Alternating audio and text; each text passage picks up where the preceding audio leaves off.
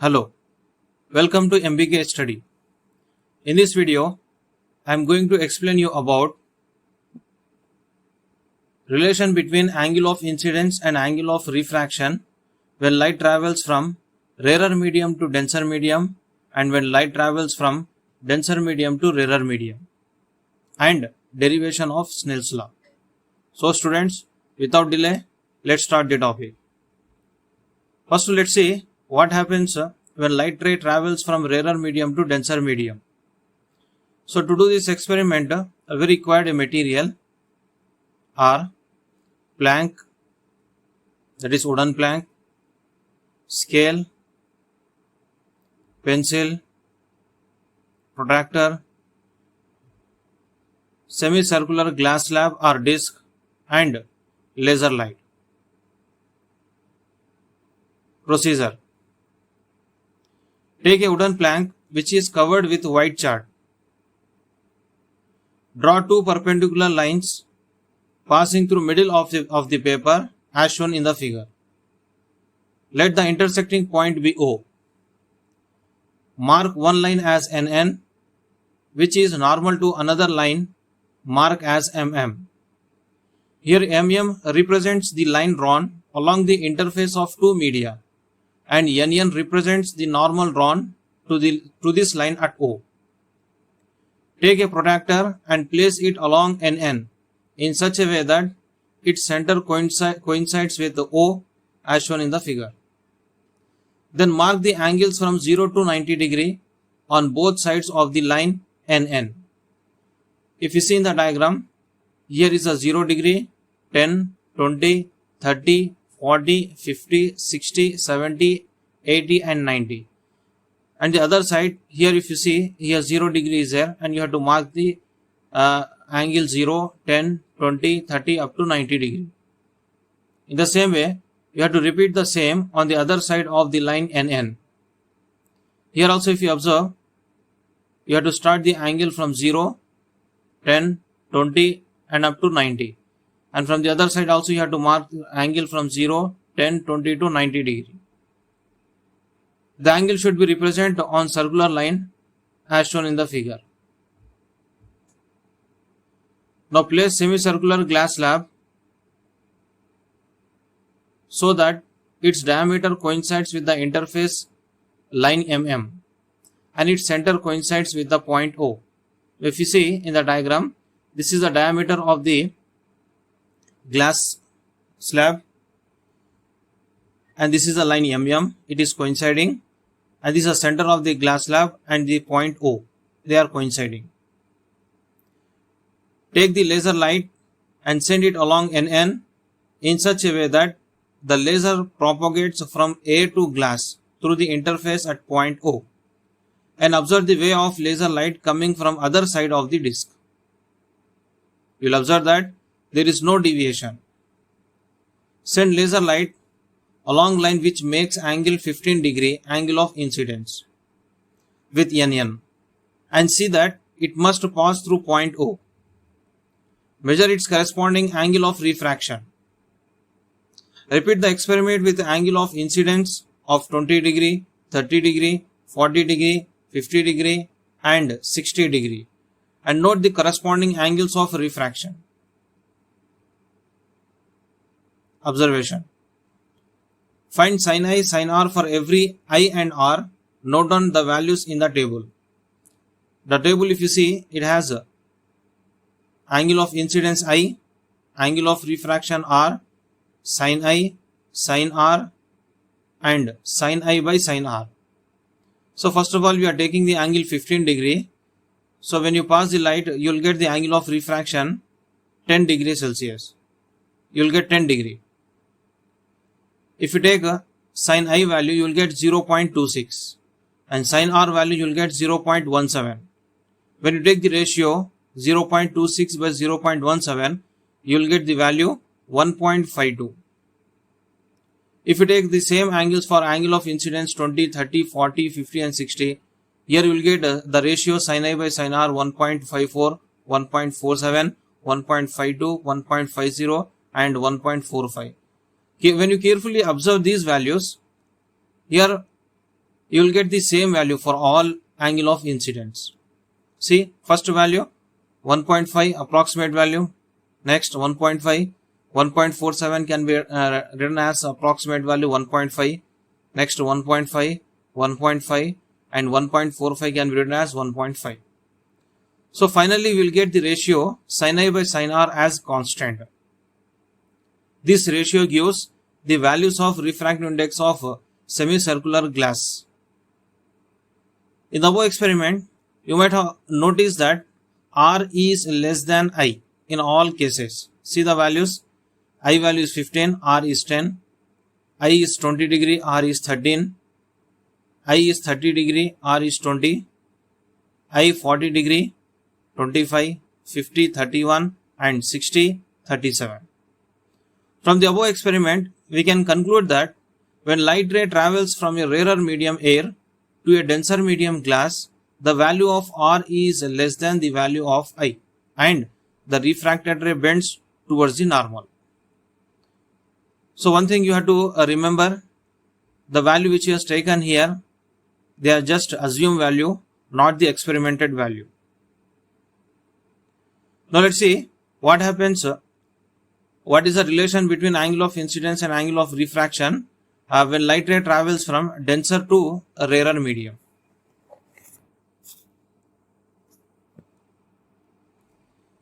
Take a metal disc, use a protractor and mark angles along its edge as shown in the figure. Arrange two straws at the center of the disc in such a way that they can be rotated freely about the center of the disc. Adjust one of the straw to make an angle 10 degree. Immerse half of the disc vertically into the water filled in a transparent vessel. While dipping, verify that the straw at 10 degree must be inside the water. From the top of the vessel, try to view the straw which is inside the water as shown in the figure. Then adjust the other straw which is outside of the water until both straws look like they are in a single straight line. Then take the disc out of the water and observe the two straws on it. You will find that they are not in a single straight line. Measure the angle between normal and second straw. Note the values in the following table. After noting the values, what you will observe? Before that, the precautions what you have to take here is, do not take up this activity for angle of incidence greater than 48 degrees. Finally, here also we will get the ratio sin I by sin R as a constant. But a slight difference what you can see here is, the value of R you will get greater than I. And when you take this ratio sin I by sin R, that ratio you will get the same, that is constant. This ratio gives the value of refractive index of water. In the above experiment, you might have noticed that R is greater than I in all cases. From the above experiment, we can conclude that when light ray travels from denser medium water to rarer medium air, the value of R is greater than the value of I and the refracted ray bends away from the normal. From the above discussion, we can conclude that when light travels from one medium to another, the ratio of speeds, that is V1 by V2, is equal to ratio of refractive indices, that is N2 by N1. Above experiments and activities shows that refraction of light occurs according to certain laws. Following are the laws of refraction. The incident ray, if you look at in the figure, the incident ray, the refracted ray and the normal of two transparent media at the point of incidence all lie in the same plane. Here also you can see in the other diagram.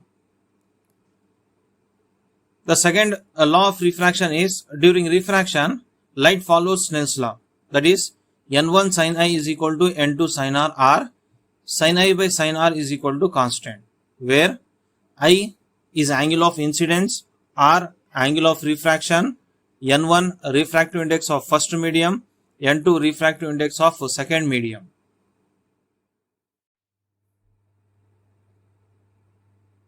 Derivation of Snell's law. Consider the following analogy to derive it. Let us imagine that a person has fallen out of the boat and is screaming for help in the water at point B, as shown in the figure. The line marked through point X is a shore line. Let us assume that we are at point A on the shore and we saw the accident. In order to save the person, we need to travel a certain distance on land and certain distance in water. We know that we can run faster on land than we can swim in water.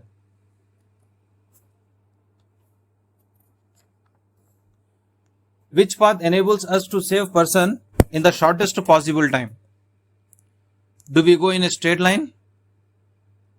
By careful thought, we would realize that it would be advantageous to travel a greater distance on the land in order to decrease the distance in water, because we go much slower in water.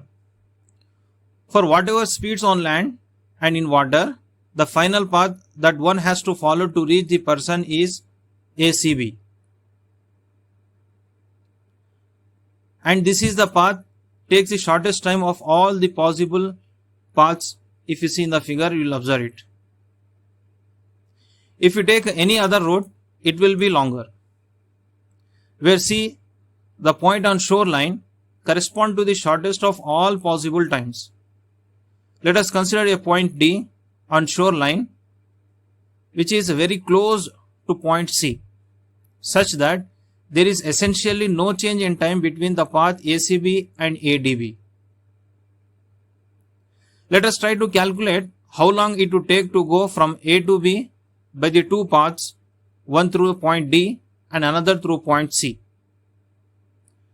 First, look at the paths on the land as shown in the figure.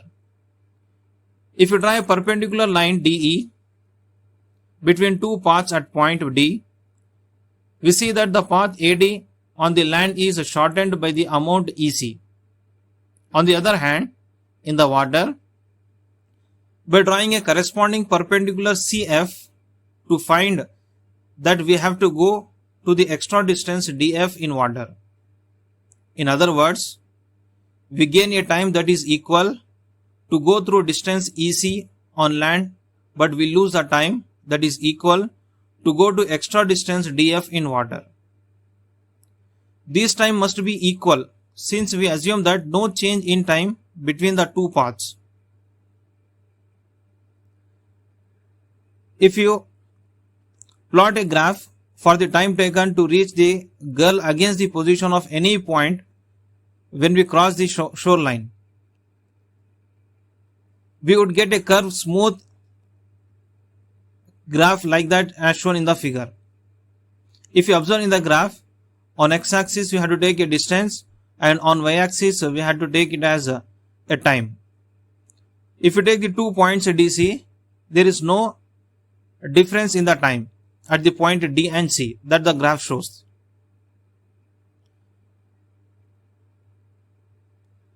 Let the time taken to travel E to C and D to F be delta D. It means the time taken to travel EC and DF are the same, that is delta T we are taking.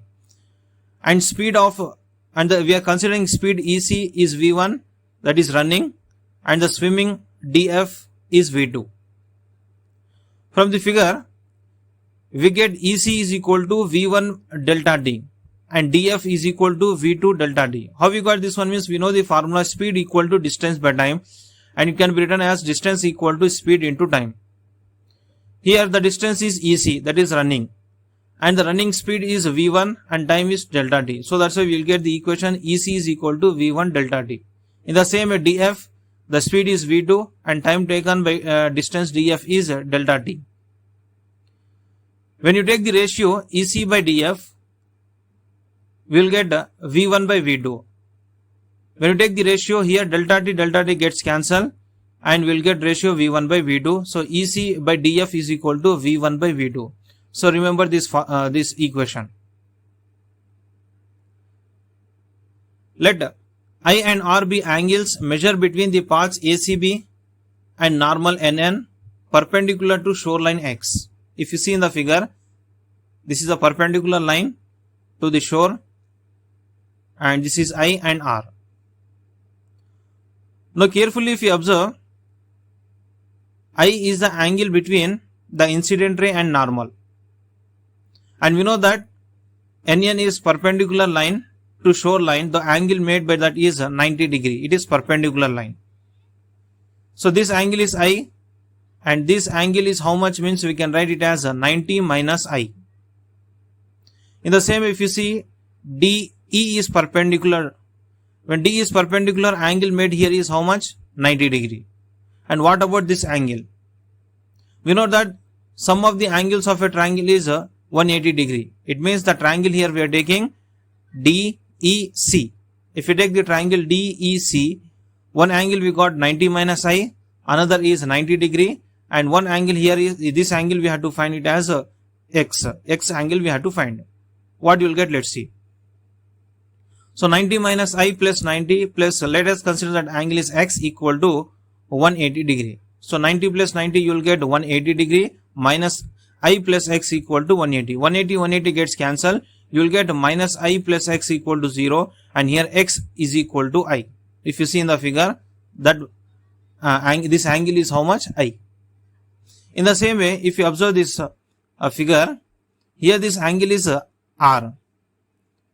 And this is normal and this is a shoreline perpendicular. This total angle is 90 degree. This is R angle, the total angle is 90 degree. What about this angle? This angle you will get 90 minus I. And here CF is perpendicular, so that's why this angle you will get 90 degree. So what about this angle? Here also you have to consider the same law here, that is if you take the triangle DCF, in this triangle sum of the angles of a triangle equal to 180 degree. We can write it as 90 minus R plus 90 plus Y is equal to 180 degree. This angle we are taking it as Y. So 90 plus 90 you will get 180 degree minus R plus Y is equal to 180. 180 gets cancelled. So minus R plus Y is equal to 0. R equal to, it means Y equal to R. So this angle is we got R. Now from this triangle we can find sin I. So we know that sin is a ratio of opposite by hypotenuse. If you see in the triangle DEC, the 90 degree angle is at E, opposite side is DC, that is hypotenuse. And here we have to take I, sin I. Sin I is equal to opposite by hypotenuse. Opposite side is EC and hypotenuse is DC. So you will get sin I is equal to EC by DC. And in the same way sin R. So this is a R angle. Opposite side is DF and hypotenuse is DC. So we can write it as sin R is equal to DF by DC. So when you take the ratio sin I by sin R, here DC gets cancelled and you will get the equation sin I by sin R is equal to EC by DF. So we have just now in the previous slide we find out that EC by DF is equal to V1 by V2. So you have to substitute the value V1 by V2 in place of EC by DF. So you will get sin I by sin R is equal to V1 by V2. So sin I by sin R is equal to, we got V1 by V2, and we know that V1 by V2 is equal to N2 by N1. So we can write the equation as sin I by sin R equal to V1 by V2 is equal to N2 by N1. So sin I by sin R equal to, we can write as in place of V1 by V2 N2 by N1. So when you do the cross multiplication, you will get N1 sin I is equal to N2 sin R. So this is called the Snell's law. So students, this was all about the relation between angle of incidence and angle of refraction and derivation of Snell's law. Hope you like this video. If so, please don't forget to subscribe my channel and share this video with others. Thank you for watching.